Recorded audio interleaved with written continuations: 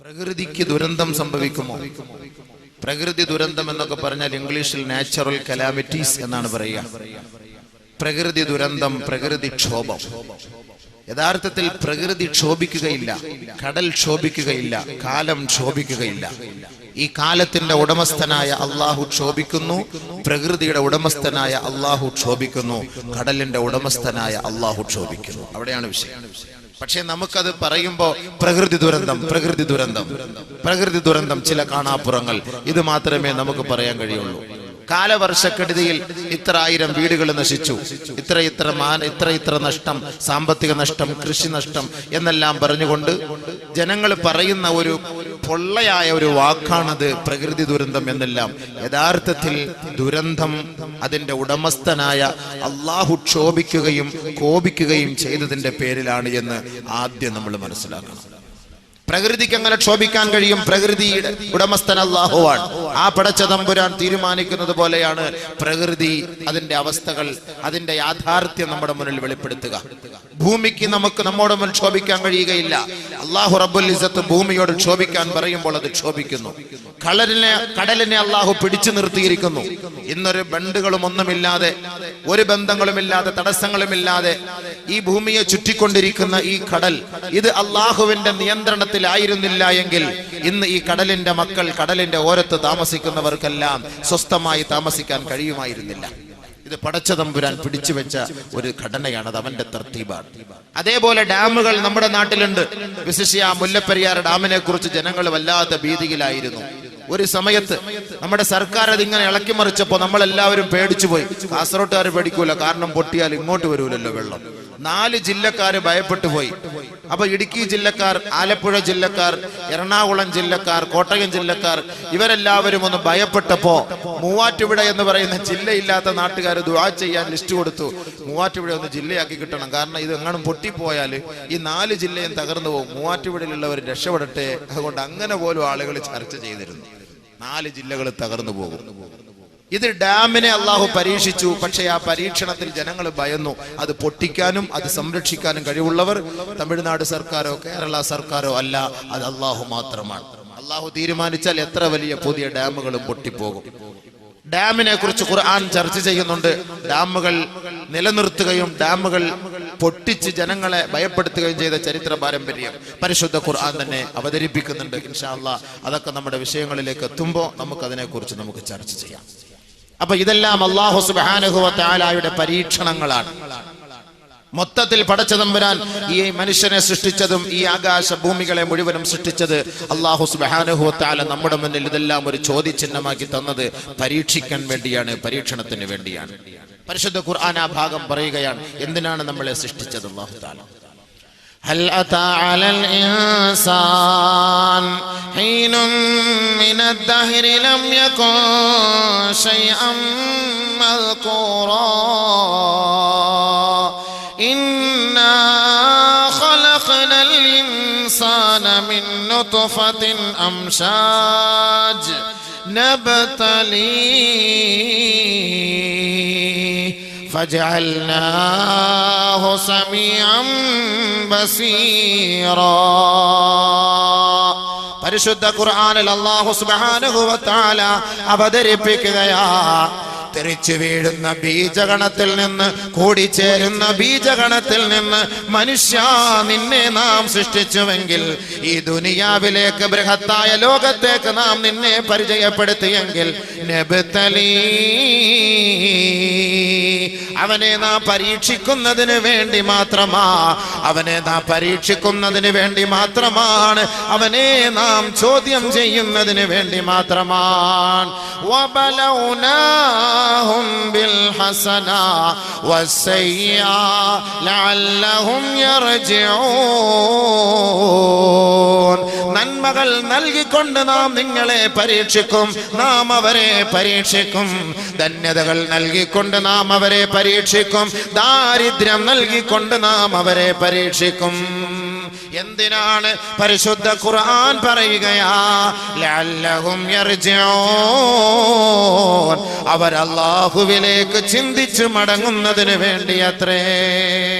പരിശുദ്ധ ഖുർആൻ പല നിലയ്ക്കും അള്ളാഹു പരീക്ഷിക്കും. നല്ലതും മോശവും, ധന്യതയും ദാരിദ്ര്യവും, പട്ടിണിയും നല്ല അവസ്ഥയും, ഇതെല്ലാം തന്നെ അള്ളാഹു പരീക്ഷിക്കും. എന്തിന്? അള്ളാഹ് അറിയാൻ, അള്ളാഹുവിനെ മനസ്സിലാക്കാൻ.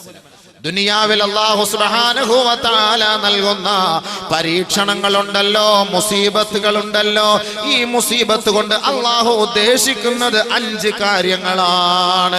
ഒന്ന്, ഈ മുസീബത്തിലൂടെ പടച്ച തമ്പുരാൻ ആഗ്രഹിക്കുന്നത് ഈ മനുഷ്യർക്ക്, സൃഷ്ടികൾക്ക് ക്ഷമയുണ്ടോ സബറുണ്ടോ എന്നറിയുന്നതിന് വേണ്ടി പടച്ച തമ്പുരാൻ ഈ പരീക്ഷണങ്ങളെല്ലാം നമ്മുടെ മേലേക്ക് പാരാഭാരം പോലെ അയക്കുകയാണ്.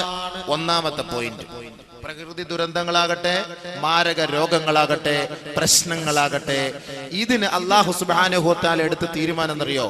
ഇത് ഒന്ന്, സബർ, ക്ഷമയുണ്ടോ ഈ ഉമ്മത്ത്, ഈ എന്റെ ദാസന്മാർ, എന്റെ ദാസിമാർക്ക് ക്ഷമയുണ്ടോ എന്നറിയുന്നതിന് വേണ്ടി അല്ലാഹു സുബ്ഹാനഹു വ തആല ഈ പരീക്ഷണങ്ങൾ നൽകുന്നു. ഒന്ന്, നമ്പർ 1.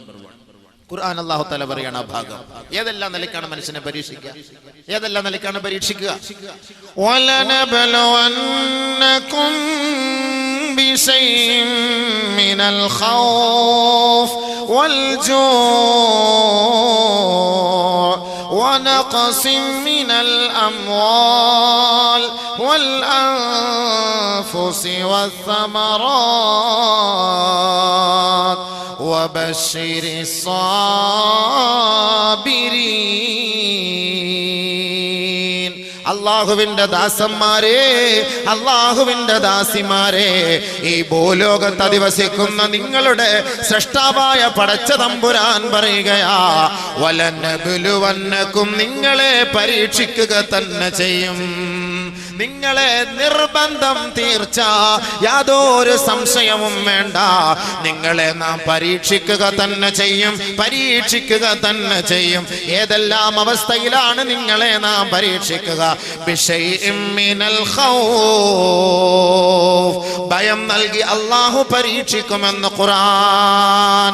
ബിശൈഇൻ മിനൽ ഖൗഫ് വൽജൂ, പട്ടിണിയും ദാരിദ്ര്യവും നൽകി അല്ലാഹു നമ്മെ പരീക്ഷിക്കുമെന്ന് ഖുർആൻ. വനഖസിം മിനൽ അംവാൽ, സാമ്പത്തിക മാന്ദ്യം നൽകി അല്ലാഹു നമ്മെ പരീക്ഷിക്കുമെന്ന് ഖുർആൻ. വൽ അൻഫുസ്, ശാരീരികമായ മാനസികമായ വേദനകൾ നൽകി, മാറാവ്യാധികൾ നൽകി, മാരക രോഗങ്ങൾ നൽകി അല്ലാഹു മാനസികമായി നമ്മെ പരീക്ഷിക്കുമെന്ന് ഖുർആൻ. വസ്സമറാത്ത്, കൃഷികൾ, സമൃദ്ധമായ വിളവുകൾ കൊയ്തെടുക്കാമെന്ന ലാഘവത്തോടുകൂടി ലക്ഷങ്ങൾ കൃഷിക്ക് വേണ്ടി ചെലവ് ചെയ്യുന്നവരെ അല്ലാഹു പറയുകയാണ്, ആ കൃഷികളെ എല്ലാം നശിപ്പിച്ചുകൊണ്ട് നാം നിങ്ങളെ പരീക്ഷിക്കും. ഖുർആൻ. ഏതെല്ലാം പരീക്ഷണങ്ങളാണ്? ഏതെല്ലാം പരീക്ഷണങ്ങളാണ്? ശാരീരികമായി, മാനസികമായി, സാമ്പത്തികമായി മാരകമായ രോഗങ്ങൾ നൽകി നമ്മുടെ കൃഷിസ്ഥലങ്ങളെല്ലാം തകർത്ത്, ആലപ്പുഴ ജില്ലയിലെ കുട്ടനാട് മേഖലകളിൽ നമ്മൾ കഴിക്കുന്ന അരി, അവിടെ നിന്ന് കുട്ടനാട് മേഖലകളിൽ നിന്ന് കൊയ്തെടുത്തു കൊണ്ടുവരുന്ന അരി, ആ കുട്ടനാട് പ്രദേശങ്ങളെല്ലാം വെള്ളത്തിലാണ്, എല്ലാ വർഷവും നഷ്ടത്തിലാണ്.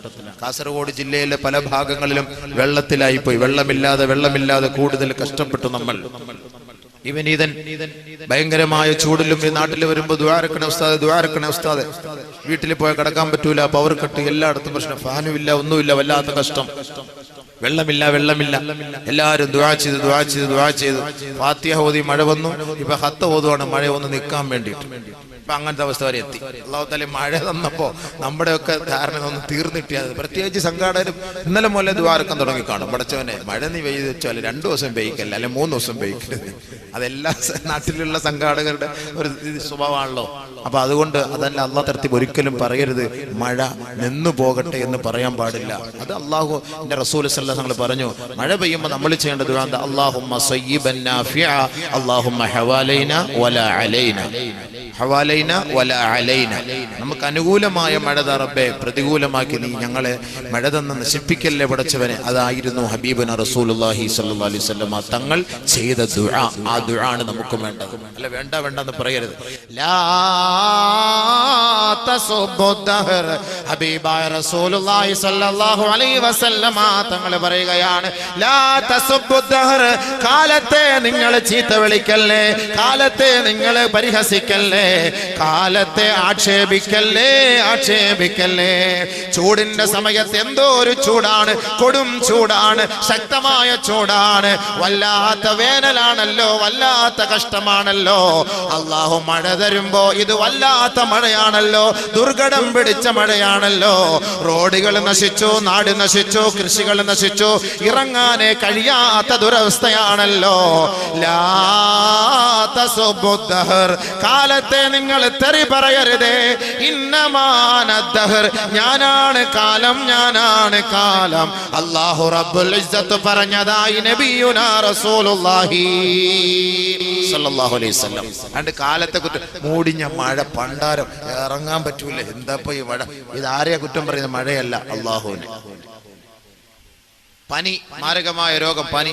ഓ ഉസ്താദ്, ഒരു മുടിഞ്ഞ പനി പിടിച്ചിട്ട് 2-3 മാസായി. എന്റെ ഒക്കറിച്ച പനി പിടിച്ചിട്ട് ശരീരത്തിന് പാങ്ങില്ല, ഒക്കറിച്ച ആകെ പ്രശ്നം, ഭയങ്കര പ്രശ്നം. അങ്ങനെ വല്ലാത്ത അവസ്ഥയിൽ ഇങ്ങനെ ആളുകൾ പറയും. ലാ തസുബ്ബുൽ ഹുമാ. പനിയെ തെറി പറയല്ലേ, പനിയെ ആക്ഷേപിക്കല്ലേ. ഫഇന്നൽ ഹുമാ മിൻ ഫൈഹി ജഹന്നം കമാ ഖാല റസൂലുള്ളാഹി. നരകത്തിന്റെ ഒരു പുകയാണ്, നരകത്തിന്റെ ഒരു ചൂടാണ്, നരകത്തിന്റെ ഒരു ചൂടാണ്. നമ്മൾ പനിയെ തെറി പറയരുത്, ആക്ഷേപിക്കരുത്. ശരീരത്തിൽ അല്ലാഹു തആല നൽകുന്ന പനിയിലൂടെ ശരീരത്തിന് ഒരുപാട് ഗുണങ്ങളുണ്ട്. അപ്പൊ അല്ലാഹു സുബ്ഹാനഹു വ തആല പരീക്ഷിക്കുന്നത് ഏതെല്ലാം കോലത്തില്, ഏതെല്ലാം രീതിയിലാണ് പടച്ചതമ്പുരാൻ നമ്മളെ പരീക്ഷിക്കുന്നത്. നല്ലപോലെ ശ്രദ്ധിച്ച് മനസ്സിലാക്കണം. ഈ പരീക്ഷണം എന്തിനാ? ഒന്ന് സബർ, ക്ഷമ. റമളാൻ മാസത്തിന്റെ മഹത്വം എന്താണ്? ഷഹ്റുസ് സബർ, ഷഹ്റുസ് സബർ. ക്ഷമയുടെ മാസമാണ് റമളാൻ, ക്ഷമയുടെ മാസം റമളാൻ. ക്ഷമയ്ക്കുള്ള പ്രതിഫലം എന്താ? അത് പറയും, പുറകെ വരും. ശ്രദ്ധിച്ചോളി. അഷ്ഹദു അൻ ലാ ഇലാഹ ഇല്ലല്ലാഹ് അസ്തഗ്ഫിറുല്ലാഹ് അസ്അലുക്കൽ ജന്ന അഊദു ബിക മിനൻ നാർ. പരിശുദ്ധ ഖുർആൻ അല്ലാഹു സുബ്ഹാനഹു വ തആല പറഞ്ഞത് ഏതെല്ലാം നിലക്കാണ് പരീക്ഷണം, ആ പരീക്ഷണങ്ങൾ വരുമ്പോൾ എന്ത് ചെയ്യണം, അതിനെല്ലാം ഖുർആൻ ഹദീസ് നമുക്ക് പ്രതിവിധി നൽകുന്നുണ്ട്. നല്ലപോലെ ശ്രദ്ധിക്കുക. അപ്പൊ രോഗം, ഭയം, ശാരീരികമായ വേദന, പീഡനം, പ്രയാസങ്ങൾ, പ്രശ്നങ്ങൾ, സാമ്പത്തിക നഷ്ടം, മാനനഷ്ടം, ഇതെല്ലാം അല്ലാഹു സുബ്ഹാനഹു വ തആല നമുക്ക് നൽകുമ്പോൾ നമ്മൾ എന്ത് സമീപനമാണ് സ്വീകരിക്കേണ്ടത്? ഒന്നാമതായി പരീക്ഷണങ്ങൾ അല്ലാഹു നൽകുന്നു. പരിശുദ്ധ ഖുർആൻ അല്ലാഹു സുബ്ഹാനഹു വ തആല പറയുന്നു, ഒരു പ്രവാചകനും ഈ ലോകത്ത് വന്നിട്ടില്ല ആ സമുദായത്തെയും അവരെയും പരീക്ഷിച്ചിട്ടല്ലാതെ. പ്രവാചകന്മാർ أم حسبتم أن تدخلوا الجنة ولما يأتكم مثل الذين خلوا من قبلكم مستهم البأساء والضراء وزلزلوا حتى يقول الرسول والذين آمنوا معه متى نصر الله ألا إن نصر الله قريب. നിങ്ങൾ ധരിക്കുന്നുണ്ടോ, നിങ്ങൾ കരുതുന്നുണ്ടോ, നിങ്ങൾ വിചാരിക്കുന്നുണ്ടോ ഈ ദുനിയാവിൽ ഒരു പ്രയാസങ്ങളും വിഷമങ്ങളും രോഗങ്ങളും മാനഹാനിയും സംഭവിക്കാതെ ലാഘവത്തോടെ സ്വർഗത്തിൽ കടക്കാമെന്ന് നിങ്ങൾ ധരിക്കുന്നുണ്ടോ? ഇല്ല, അത് സാധ്യമല്ല. അം ഹസിബതും അൻ തദ്ഖുലുൽ ജന്ന. ലാഘവത്തോടുകൂടി സ്വർഗത്തിൽ കടക്കാമെന്ന ബോധി നിങ്ങൾക്ക് വേണ്ട. അങ്ങനെ നിങ്ങൾ കരുതുന്നുണ്ടോ? നിങ്ങൾ കരുതുന്നുണ്ടോ? വലമ്മാ യാതികും മസലുല്ലദീന ഖലൗ മിൻ ഖബലികും, നിങ്ങൾക്ക് മുമ്പുള്ള മുൻഗാമികളായ സമൂഹത്തിന് അവർക്ക് നേതൃത്വം നൽകിയ പ്രവാചകന്മാർക്ക് പോലും മസ്സതുഹുമുൽ ബഅസാ വല്ലറാ, ദുഃഖങ്ങളും ദുരിതങ്ങളും അവരെ പിടികൂടുക ചെയ്യുകയും എത്രത്തോളം എന്ന് വെച്ചാൽ വസുൽസിലോ, അവരുടെ പാദങ്ങൾ പോലും കിടുകിടാ വിറപ്പിക്കപ്പെട്ടു പോയി. ഹത്താ യഖൂല റസൂൽ വല്ലദീന ആമനൂ മഅ, അവിടുത്തെ പ്രവാചകരും ആ പ്രവാചകന്റെ അനുയായികളും ഒന്നടങ്കം പ്രവാചകനോട് പോലും ചോദിക്കുകയാണ്, പ്രവാചകനടക്കം അല്ലാഹുവിനോട് ചോദിക്കുകയാണ്, മതാ നസ്റുല്ലാഹ്, ദുഃഖങ്ങളും ദുരിതങ്ങളും പ്രയാസങ്ങളും മാനഹാനിയും രോഗങ്ങളും ബുദ്ധിമുട്ടും അവരെ വല്ലാണ്ട് അലട്ടിയപ്പോ അവരൊന്നടങ്കം അല്ലാഹുവിനോട് ചോദിക്കുകയാണ്, പറയുകയാണ്, പടച്ചവനെ നിന്റെ സഹായം എപ്പോഴാണ് അല്ലാഹ്, മതാ നസ്റുല്ലാഹ്, അല്ലാഹുവിന്റെ സഹായം എപ്പോഴാണ്, അല്ലാഹ് നീ ഞങ്ങളെ ഈ ദുരിത കയത്തിൽ നിന്ന് രക്ഷപ്പെടുത്തുന്നത് എപ്പോഴാണ്. അലാ ഇന്ന നസ്റല്ലാഹി ഖരീബ്, ദുഃഖിക്കരുതേ, പ്രയാസപ്പെടരുതേ. രോഗികളെ, മാനഹാനി സംഭവിച്ചവരെ, സാമ്പത്തിക നഷ്ടം സംഭവിച്ചവരെ, ദുഃഖത്താലും പ്രയാസത്താലും നിങ്ങൾ തളർന്നു പോകരുതേ. ഇതാ ഇതാ അല്ലാഹുവിന്റെ സഹായം അടുത്തുണ്ട്, ഉടനെ ലഭ്യമാകും. ദുഃഖിക്കരുത്, പ്രയാസപ്പെടരുത്. മുൻഗാമികൾക്കൊക്കെ ഈ പ്രയാസം ഉണ്ടായിട്ടുണ്ട്, അള്ളാഹു നമ്മളെ അറിയിക്കുകയാണ്. മുൻഗാമികൾക്കൊക്കെ ഉണ്ട്, ഒരു പ്രവാചകന്മാർക്ക് ഇതുണ്ടാകാതെ വന്നിട്ടില്ല, പോയിട്ടില്ല. അപ്പൊ എന്ത് ചെയ്യണം? നീ ആയത്തുകൾ ഓതിക്കൊണ്ടിരുന്ന അടുത്ത വിഷയത്തിൽ കിടക്കാൻ പറ്റൂല. അപ്പൊ ഈ പ്രയാസങ്ങൾ ഉണ്ട് എന്ന് പരിശുദ്ധ ഖുർആൻ അവതരിപ്പിക്കുന്ന പല ഭാഗങ്ങളുണ്ട്. എന്ത് ചെയ്യണം? അല്ലാഹു പറയുന്നു എന്ത് ചെയ്യണം. ഒന്നാമത് നമ്മുടെ ഈ പ്രശ്നം സബർ, സബർ, സബറിനെ പരീക്ഷിക്കാൻ വേണ്ടിയിട്ടാണ്. വബശ്ശിരിസ് സാബിരീൻ, സന്തോഷ വർത്തമാനം അറിയിക്കും. ക്ഷമയുള്ളവർക്ക് നബിയെ, ക്ഷമയുള്ളവർക്ക് നബിയെ സന്തോഷ വർത്തമാനം അറിയിക്കും. അപ്പൊ ഈ പ്രയാസങ്ങൾ വരുമ്പോ അള്ളാഹു നമ്മളെ ക്ഷമയുണ്ടോ എന്ന് പരീക്ഷിക്കുകയാണ്. ഈ ബുദ്ധിമുട്ട് വരുമ്പോ നമ്പർ 1 ക്ഷമയുണ്ടോ എന്ന് പരീക്ഷിക്കാൻ, ക്ഷമയുണ്ടോ എന്ന് പരീക്ഷിക്കാൻ. അതിന് അള്ളാഹു തആല നബി തങ്ങളെ കൊണ്ട് പറയുകയാണ്, നബിയെ ഇത്രയും പ്രയാസങ്ങളും വിഷമങ്ങളൊക്കെ ഉള്ളവരോട് ഒന്ന് പറഞ്ഞുകൂടെ. വബശ്ശിരിസ് സാബിരീൻ, ക്ഷമ കൊണ്ട്, സബർ കൊണ്ട് സന്തോഷ വർത്തമാനം അറിയിക്കൂ നബിയെ, സന്തോഷ വർത്തമാനം അറിയിക്കും. ഈ ബുദ്ധിമുട്ടും പ്രയാസങ്ങളും വരുമ്പോ എന്ത് ചെയ്യണം? എന്ത് ചെയ്യണം? അല്ലാഹു പറയുന്നു. ആർക്കാണ് ക്ഷമ? ആർക്കാണ് സന്തോഷ വർത്തമാനം? അല്ലദീന ഇദാ അസാബതുഹും മുസീബ ഖാലൂ ഇന്നാ ലില്ലാഹി വ ഇന്നാ ഇലൈഹി റാജിഊൻ. ഒരു മുസീബത്ത് വരുമ്പോ, ഒരിടങ്ങേറ് വരുമ്പോ, ഒരു പ്രയാസം വരുമ്പോ, ഒരു വിഷമം വരുമ്പോ, മനോദുഃഖം വരുമ്പോ, മരണം സംഭവിക്കുമ്പോ, മാരകമായ രോഗങ്ങൾ പിടിപെടുമ്പോ, ആരൊരാള് ഈ ഒരു വാക്ക് പറയുന്നുവോ അവർക്ക് സന്തോഷ വർത്തമാനം അറിയിക്കോ നബിയേ. ഇന്നാ ലില്ലാഹ്, നാം അല്ലാഹുവിന് വേണ്ടിയുള്ളവരാണ്, അല്ലാഹുവിന്റെ ദാസന്മാരാണ്. വഇന്നാ ഇലൈഹി റാജിഊൻ. എത്രത്തോളം പരീക്ഷണങ്ങൾ നമുക്ക് നേരിട്ടാലും നമ്മൾ അവനിലേക്കാണ് മടങ്ങുക, അവനിലേക്കാണ് മടങ്ങുക. അതുകൊണ്ട് ആ പരീക്ഷണങ്ങൾ അല്ലാഹു നമുക്ക് നൽകുന്നത് അവർക്ക് ക്ഷമയുണ്ടോ, ക്ഷമയുണ്ടോ എന്നറിയുന്നതിന് വേണ്ടിയത്രേ. ഇങ്ങനെ ക്ഷമിച്ചാൽ അവർക്കുണ്ടാകുന്ന, ഇങ്ങനെ പറഞ്ഞാൽ അവർക്കുണ്ടാകുന്ന ഗുണം എന്താ? ഒരു ബുദ്ധിമുട്ടോ പ്രയാസങ്ങളോ വിഷമങ്ങളോ, കൃഷി നശിക്കുന്നു, കട കത്തിപ്പോയി, നമ്മുടെ കുടുംബത്തിൽ ഒരാൾ മരിച്ചുപോയി, ഇങ്ങനെയുള്ള പ്രയാസങ്ങൾ പ്രശ്നങ്ങൾ വരുമ്പോ നമ്മൾ ക്ഷമിച്ചാൽ എന്താണ് പുണ്യം? എന്താണ് പുണ്യം? ഉലൈക അലൈഹിം സ്വലവാതും മിർ റബ്ബിഹിം വറഹ്മ വഉലൈക ഹുമുൽ മുഹ്തദൂൻ.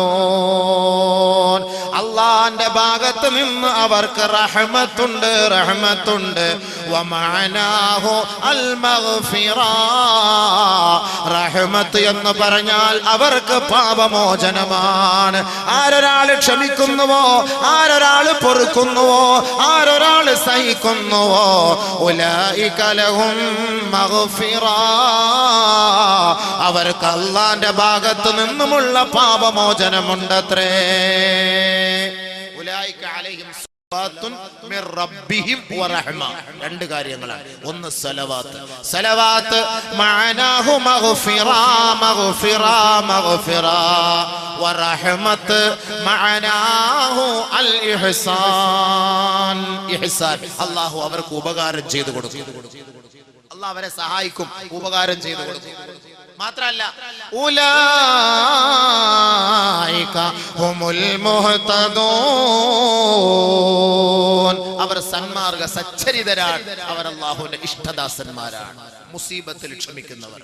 ബഹുമാനപ്പെട്ട നബിയുനാ റസൂലുള്ളാഹി സ്വല്ലല്ലാഹു അലൈഹി വസല്ലമ തങ്ങൾ മർറ ബിഖബരിൻ, ഒരു ഖബറിന്റെ ഓരത്തുകൂടെ നടന്നു പോവുകയാ. അല്ലാഹുവിന്റെ റസൂൽ നടന്നു പോകുമ്പോ ഹബീബായ തങ്ങൾ കാണുന്നു, തബ്കീ ഇൻദ ഖബരിൻ അലാ ഇബ്നില്ലഹാ വമർറ ബിംറഅത്തിൻ. ഒരു പെണ്ണിന്റെ സമീപത്ത് കൂടി അല്ലാഹുവിന്റെ റസൂൽ കടന്നു പോകുമ്പോ തബ്കീ ഇൻദ ഖബരിൻ അലാ ഇബ്നില്ലഹാ. ആ പെണ്ണിന്റെ, ആ സഹോദരിയുടെ മകൻ മരിച്ചുപോയി. ആ മകൻ മരണപ്പെട്ടു പോയതിന്റെ ആഘാതത്താൽ, ദുഃഖത്താൽ, വിഷമത്താൽ, ഖേദത്താൽ ഖബറിന്റെ ഓരത്ത് നിന്ന് പൊട്ടിക്കരയുന്ന സഹോദരി അല്ലാഹുവിന്റെ റസൂൽ കണ്ടപ്പോ ഹബീബായ തങ്ങൾ ആ സഹോദരിയോട് പറയുകയാ, യാ അമത്തല്ലാഹ് ഇത്തഖില്ലാഹ വസ്ബിരി. അല്ലാഹുവിന്റെ ദാസിയേ, അല്ലാഹുവിന്റെ ദാസിയേ, അല്ലാഹുവിന്റെ ദാസിയേ, നീ അല്ലാഹുവിനെ ഭയപ്പെടണമേ പെണ്ണേ. വസ്ബിരി, നീ ക്ഷമിക്കണേ, ക്ഷമിക്കണേ. അല്ലാഹുവിന്റെ റസൂൽ പറഞ്ഞു, തന്റെ മകൾ മരിച്ചുപോയി, ആ വിഷമത്തിൽ ഒന്ന് ഖബറെടുക്കുന്ന ഇങ്ങനെ കരയാ. അല്ലാഹുവിന്റെ റസൂൽ പറഞ്ഞു, ക്ഷമിക്ക്, ക്ഷമിക്ക്, അല്ലാഹുവെ ഭയപ്പെട്. അവർക്ക് അത് ഇഷ്ടപ്പെട്ടില്ല, ആ പെണ്ണുങ്ങൾക്ക് ഇഷ്ടപ്പെട്ടില്ല. കാലത്ത് ആ സഹോദരി പറയുകയാണ്, ഇലൈക അന്നി, ഇലൈക അന്നി ഇന്നക ലം തുസബ് ബിമുസീബതി. മര്യാദയ്ക്ക് പോയിക്കോ, അവിടുന്ന് വിട്ടിട്ട്. ഞാൻ എന്റെ പ്രയാസവും വിഷമവും കൊണ്ട് ഞാൻ എന്റെ മകൻ പോയ വിഷമത്താല് ദുഃഖത്താല് കരയുന്നു, ഇയാൾ എന്നെ സമാധാനിപ്പിക്കാൻ വിട്ടോ, വണ്ടി വിട്ടോളാം ഭയപ്പെടുത്തിയിട്ട്.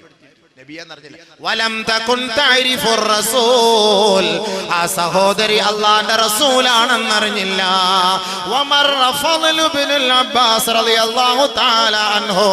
അല്ലാഹുവിന്റെ റസൂൽ അവിടം വിട്ടു പോയപ്പോ ഫളൽ ഇബ്നു അബ്ബാസ് റളിയല്ലാഹു അൻഹു ആ സഹോദരിയുടെ സമീപത്ത് കൂടെ നടന്നുപോയി.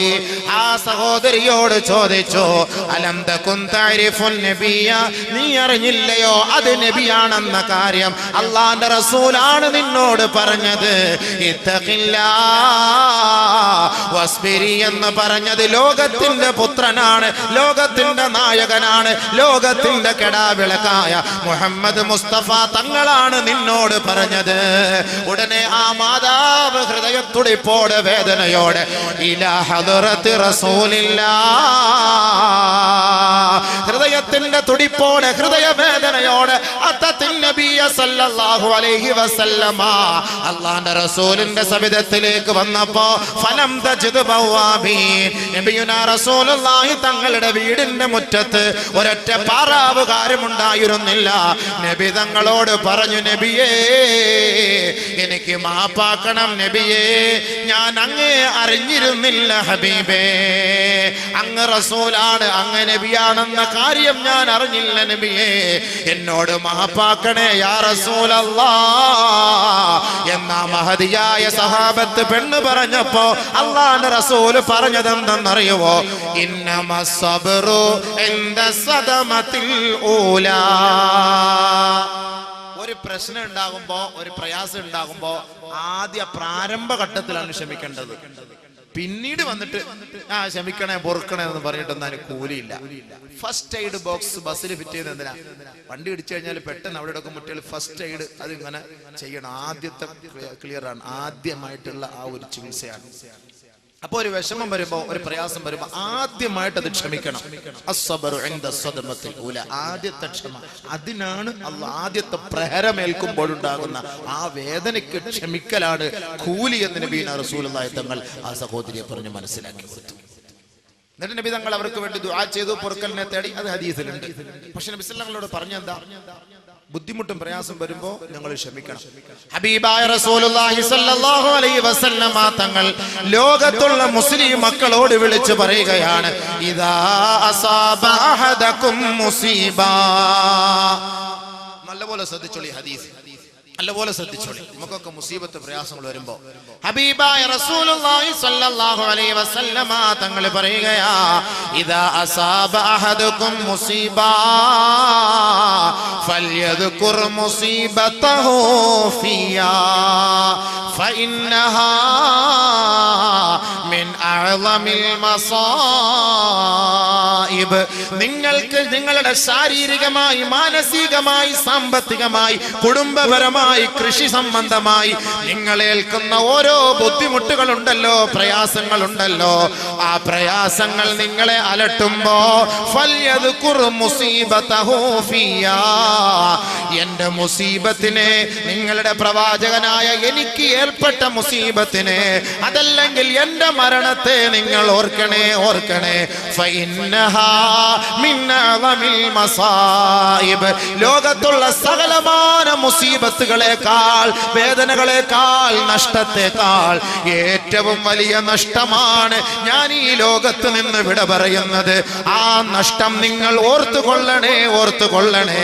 നിങ്ങളുടെ ജീവിതത്തിലെ നഷ്ടത്തിന്റെ പരിഹാരം എന്റെ നഷ്ടമാണ്, എന്റെ നഷ്ടമാണ്. നബിയുനാ റസൂലുള്ളാഹി.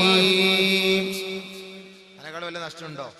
ഹബീബ റസൂൽ തങ്ങൾ പോയ രംഗത്തെ കുറിച്ച് എന്താ ആ രംഗമൊന്നും ഞാൻ പറയുന്നില്ല, അങ്ങോട്ട് പോയാൽ പിന്നെ അത് പറയണം. വല്ലാത്ത നമ്മൾ അനുഭവിക്കുന്ന പോലുള്ള വേദന ആയിരുന്നില്ല നബി തങ്ങൾ അനുഭവിച്ചത്.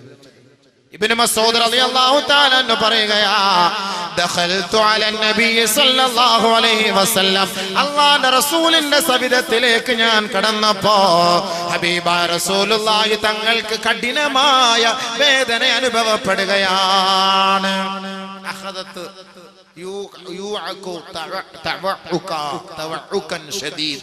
വല്ലാത്ത വേദനയുടെ തുടക്കം, വല്ലാത്ത ബുദ്ധിമുട്ടിന്റെ പ്രയാസത്തിന്റെ തുടക്കം. ഞാൻ അല്ലാഹുവിന്റെ റസൂലിന്റെ സവിധത്തിലേക്ക് പോയിട്ട് ഫമസസ്തുഹു, നബിയെ ഞാനൊന്ന് തൊട്ടുപോയി. ബുദ്ധിമുട്ടും പ്രയാസവും രോഗവും അനുഭവിച്ചു കിടക്കുന്നവരെ നമ്മളൊന്ന് തൊടാൻ പോകുമ്പോ വല്ലാത്ത വേദനയാണ് എന്ന് പറഞ്ഞു. ഒരു സമാധാനത്തിന് വേണ്ടി, ഒരു സാന്ത്വനത്തിന് വേണ്ടി ഒന്ന് കൈകൊണ്ടൊന്ന് തടവുന്നത് പോലെ ഞാൻ അല്ലാഹുവിന്റെ റസൂലിന്റെ ശരീരത്തിൽ ഒന്ന് മെല്ലെ ഒന്ന് തടവിക്കൊടുത്തു. ഫമസസ്തുഹു. എന്നിട്ട് ഞാൻ പറഞ്ഞു, ഖുൽതു, നബിയേ അങ്ങ് വല്ലാത്ത വേദനയല്ലേ അനുഭവിക്കുന്നത് ഹബീബേ? ഹബീബായ റസൂലുള്ളാഹി തങ്ങൾ പറഞ്ഞു, ഇന്നി ഊഅകൂ വഅകൻ ശദീദാ ബഹുമാനപ്പെട്ട ഇബ്നു മസ്ഊദ് റളിയല്ലാഹു അൻഹുവിനോട് അല്ലാഹുവിന്റെ റസൂൽ പറയുകയാണ്, ഇബ്നു മസ്ഊദേ, ഞാൻ അനുഭവിക്കുന്ന വേദനയുണ്ടല്ലോ, നിങ്ങളിൽ പെട്ട രണ്ടുപേരും മരിക്കുമ്പോഴുണ്ടാകുന്ന വേദനയാണ് ഞാൻ അനുഭവിക്കുന്നതെന്ന് നബിയുനാ റസൂലുള്ളാഹി സല്ലല്ലാഹു അലാ മുഹമ്മദ് സല്ലല്ലാഹു അലൈഹി വസല്ലം സല്ലല്ലാഹു അലാ മുഹമ്മദ് സല്ലല്ലാഹു അലൈഹി വസല്ലം സല്ലല്ലാഹു അലാ മുഹമ്മദ് സല്ലല്ലാഹു. നമ്മൾ അനുഭവിക്കുന്ന രണ്ടുപേരനുഭവിക്കുന്ന മരണവേദനയാണ് ഞാൻ അനുഭവിക്കുന്നത്. ഉടനെ ബഹുമാനപ്പെട്ട ഇബ്നു മസ്ഊദ് റളിയല്ലാഹു അൻഹു ചോദിക്കുകയാണ്, പറയുകയാണ്, ഇന്നലക അജ്റൈൻ, നബിയെ അങ്ങേക്ക് രണ്ട് കൂലി ലഭിക്കൂലേ നബിയേ? രണ്ടുപേരുടെ മരണവേദനയാണ് നബിതങ്ങൾ അനുഭവിക്കുന്നതെങ്കിൽ എന്ത് മുസീബത്തായിരിക്കും അല്ലേ? അത് ഞാൻ അങ്ങോട്ട് പറയുന്നത് മരണം, നബിയുടെ വഫാത്ത്, അത് വേറെ വിഷയം. ഞാൻ പറഞ്ഞ എന്തിനാ? നബിതങ്ങൾ അനുഭവിച്ച വേദന. അപ്പൊ അങ്ങക്കൊരു മുസീബത്ത്, നമുക്കൊരു വേദനയോ ശരീരത്തിന് വേദനയോ ബുദ്ധിമുട്ടോ പ്രയാസങ്ങളോ വന്നാൽ നമ്മൾ പെട്ടെന്ന് ചിന്തിക്കേണ്ടത് ആരെയാ? എൻ്റെ ഹബീബായ തങ്ങൾ അനുഭവിച്ച ആ വേദന അത്രയൊന്നും ഞാൻ അനുഭവിക്കുന്നില്ല. നബിതങ്ങൾ അനുഭവിച്ച മുസീബത്ത് വല്ലാത്ത മുസീബത്തായിരുന്നില്ലേ തൻ്റെ ജീവിതത്തിൽ അല്ലാഹുവിന്റെ റസൂൽ അനുഭവിച്ചത് സല്ലല്ലാഹു അലൈഹി വസല്ലം? സുജൂദിൽ കിടന്ന ഒട്ടകത്തിന്റെ മാലയെടുത്തിട്ടത്, ഷേബ് അബി താലിബിൽ 2-3 വർഷം ഉപരോധത്തിൽ കഴിഞ്ഞുകൂടിയത്, അല്ലാഹുവിന്റെ റസൂലിനെ പട്ടിണി കിട്ടത്, കല്ലെറിഞ്ഞത്, നബിതങ്ങളെ അടിച്ചത്, നബിതങ്ങളുടെ പല്ലടിച്ചു ഒഴിപ്പിച്ചത്, എത്ര വേദന ഹബീബ റസൂലുള്ളാഹി സ്വല്ലല്ലാഹു അലൈഹി വസല്ലം തങ്ങൾ അനുഭവിച്ചു. അവസാനം ഈ ലോകത്ത് നിന്ന് വിട പറയുമ്പോൾ രണ്ടുപേരുടെ മരണകപ്രാളമാണ് ഹബീബായ തങ്ങൾ അനുഭവിച്ചതെങ്കിൽ, ഹേ സഹാബത്തെ, നിങ്ങൾക്കൊരു ബുദ്ധിമുട്ട് വരുമ്പോൾ നിങ്ങൾ എൻ്റെ വിഷമം ഓർത്താൽ മതി, എൻ്റെ പ്രയാസം ഓർത്താൽ മതി. മനസ്സിലായില്ലേ? നമ്മൾ ദുഃഖിക്കേണ്ടതില്ല, ഒന്നുമില്ല, നമുക്കൊരു പ്രയാസമില്ല എന്നാണ് നമ്മൾ മനസ്സിലാക്കേണ്ടത്. അപ്പോ ഈ രോഗങ്ങളും ഈ പ്രകൃതി ദുരന്തങ്ങളും ഇത് നമുക്ക് അല്ലാഹു നൽകുന്നതിന്റെ ഒന്നാമത് എന്തിനാണ് അത് തരുന്നത്? സബർ, ക്ഷമയുണ്ടോ എന്നറിയാൻ വേണ്ടി. നമ്പർ 1 തൽക്കാലം അവിടെ നിൽക്കട്ടെ. അടുത്ത നമ്പർ 2ലേക്ക് വാ. മനുഷ്യൻ ബലഹീനനാണ് എന്ന് മനസ്സിലാക്കാനാണ് അല്ലാഹു റബ്ബുൽ ഇസ്സത്ത് ഈ പരീക്ഷണങ്ങളെല്ലാം തരുന്നത്. മനുഷ്യൻ ബലഹീനനാണ്. പരീക്ഷണങ്ങൾ തരുമ്പോ എല്ലാം പോയില്ലേ, തകർന്നില്ലേ? അതുവരെയ്ക്ക് ഔക്കുറിച്ച് ആരാ? എന്തെങ്കിലും ഒരു ബുദ്ധിമുട്ട് വന്ന പ്രയാസം വന്നു പോയാലും പിന്നെന്തായി? എല്ലാം പോയി, തകർന്നില്ലേ? ഖുലിഖൽ ഇൻസാനു ളഈഫാ. അല്ലാഹു മനുഷ്യനെ സൃഷ്ടിച്ചത് ബലഹീനനായിട്ടാണ്.